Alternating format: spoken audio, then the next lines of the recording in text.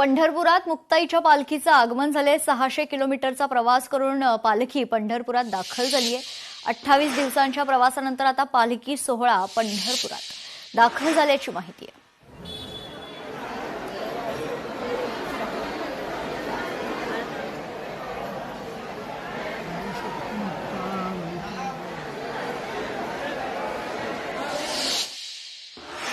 आषाढी वारी ही केवळ धार्मिक परंपरा नसून भक्ती, संस्कृती आणि लोककलेचा अनोखा संगम आहे।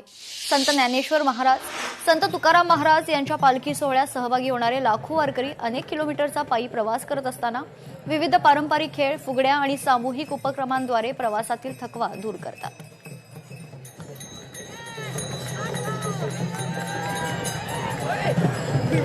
या ठिकाणी आज आम्ही माऊली ज्ञानोबारायांच्या नंतर त्यांच्या सोहळ्यामध्ये या ठिकाणी सर्व वारकरी आलेलो आहोत। आणि आज आम्ही या रिंगणामध्ये खेळ मांडियेला वाळवंटी गाई नाचती वैष्णव भाईरे, क्रोधा अभिमान झाली पावटणी एका एका लागती पायरे, या उक्तीप्रमाणे अनेक खेळ आहेत। हा मामा होतो तो लिंगोरच्या या ठिकाणी वैष्णवांच्या खेळामध्ये असा कोणता खेळ नाही म्हणून नाही। या ठिकाणी फुगडी खेळ, काटवट आहे, अनेक खेळाचे प्रकार आहेत। परंतु या ठिकाणी मी या वारी निमित्त एवढीच प्रार्थना करीन पांडुरंगाकडे की आमचा शेतकरी राजा सुखी असला पाहिजे। आणि आज पाहिलं तर पाऊस कमी आहे। पांडुरंगाकडे एवढीच आम्ही अपेक्षा करू की आमचा वारकरी तर आनंदी राहिलाच पाहिजे, परंतु आमचा शेतकरी सुद्धा आनंदी राहिला पाहिजे। त्याचं कारण की पाऊस कमी, जास्त पाऊस वाढवा अशी मी पंढरीनाथाकडे विनंती करतो। आम्ही सगळे वारकरी अतिशय उत्साहाने सगळा सोहळा पार पाडतो, फुगडी खेळतो, झिम्मा खेळतो आणि हरिपाठ करतो।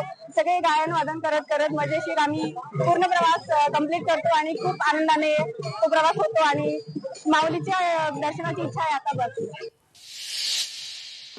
संत वामनभाऊ महाराज यांचा पालखी सोहळा लाखो वारकऱ्यांच्या समवेत आज पंढरपुरात दाखल होणार आहे। माजी आमदार भीमराव धोंडे यांच्या वतीनं 1.5 लाख वारकऱ्यांना शेवटची महापंगतीचं आयोजन करण्यात आले। गेल्या 26 वर्षांपासून माजी आमदार भीमराव धोंडे पालखी सोहळ्याला महापंगतीत। 2 लाखापेक्षा जास्त यावर्षी दिंडीमध्ये लोक सहभागी झालेले आहेत। मोठ्या विश्वासाने ते चाललेले आहेत आणि या प्रसंगी अख्खा महाराष्ट्र पंढरपूरला आषाढीला जातो आणि आपल्या भागातून एक खूप मोठ्या संख्येने तिकडच्या 2-4 जिल्ह्यातून लोक आलेले आहेत आणि हा सोहळा दरवर्षीप्रमाणे साजरा होतोय।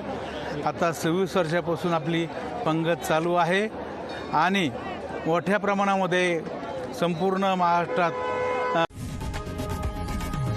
लोकशाही मराठी ऐका, पहा, जागरूक रहा।